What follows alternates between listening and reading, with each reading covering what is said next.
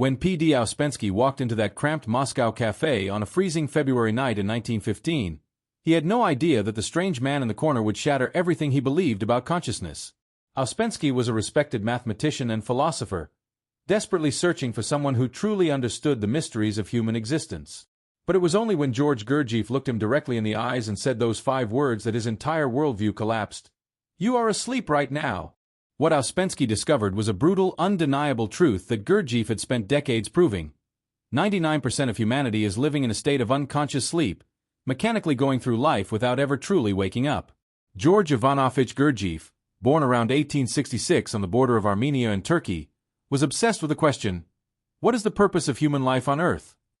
By the time he was 20, Gurdjieff had abandoned conventional education, assembled the Seekers of Truth, and disappeared into Central Asia and the Middle East. For nearly 20 years, he traveled to places not on any map: Sufi monasteries in Afghanistan, hidden Christian communities in Ethiopia, and ancient temples in Tibet. Gurdjieff wasn't looking for comfort. He was hunting for concrete, practical knowledge about consciousness that modern civilization had lost. When he emerged in 1912 to teach in Moscow, he brought a complete system for understanding why human beings live like machines and how to wake up. During one of Gurdjieff's first meetings with Ouspensky, the magnitude of his teaching became clear. Ouspensky considered himself awakened, but Gurdjieff challenged him, "Watch yourself for 1 hour. Try to be aware of every thought, every movement, every emotion for just 60 minutes. Ouspensky made a devastating discovery.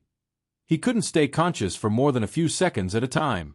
His mind wandered, his body moved automatically, and his emotions appeared without his consent.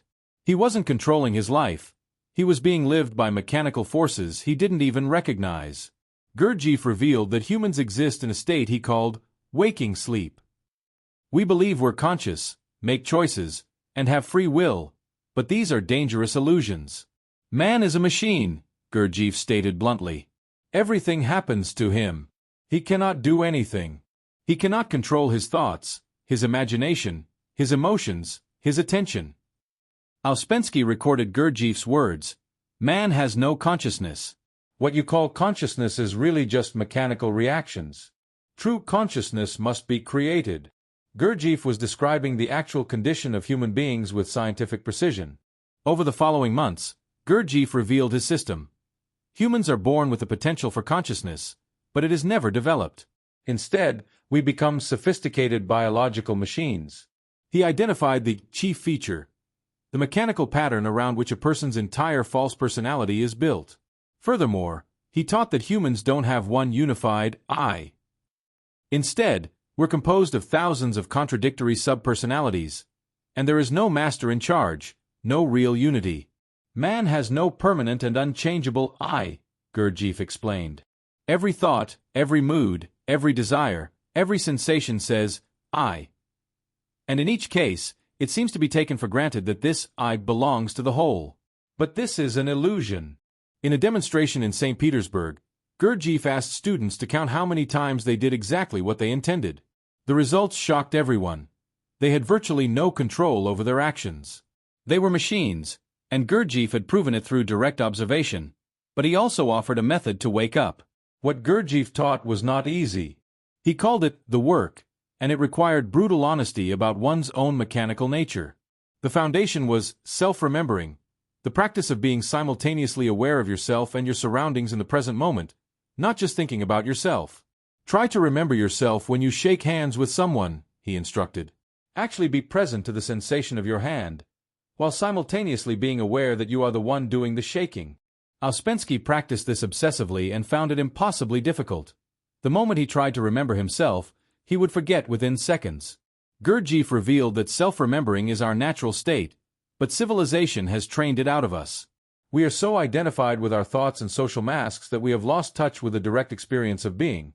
Gurdjieff also introduced intentional suffering, deliberately putting yourself in uncomfortable situations to break mechanical patterns, such as deliberately accepting criticism without reaction.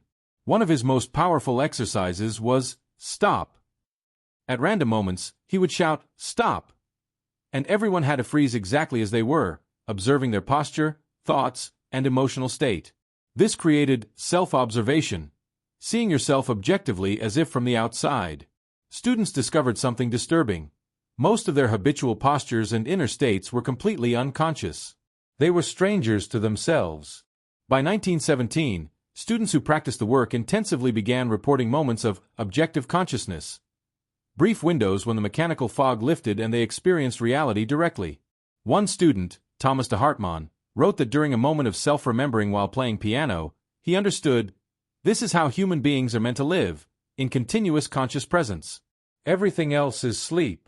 Gurdjieff taught that most people never experience the third state, self-remembering, or the fourth, objective consciousness. Yet these are the natural birthright of human beings, accessible through work. Gurdjieff warned, "You cannot wake up alone. The mechanical forces pulling us back to sleep are too strong, requiring a school, a system, and others doing the work alongside you." When Gurdjieff died in Paris in 1949, he left behind a complete system for transformation based not on belief, but on direct observation. Ouspensky wrote in his final years, "The greatest tragedy of human life is that we have the capacity for consciousness, but we choose to remain asleep." The core of Gurdjieff's message remains brutally simple. You are not awake. Right now, as you watch this, you are almost certainly in a state of waking sleep. Your attention scattered, your movements mechanical, your thoughts automatic. Modern neuroscience has begun to validate this, showing that most human activity occurs without conscious awareness. Gurdjieff offered a practical method to wake up. Gurdjieff once told his students, "If you want to awaken, you must first realize that you are asleep." But man cannot realize he is asleep. His sleep is so deep that he dreams he is awake.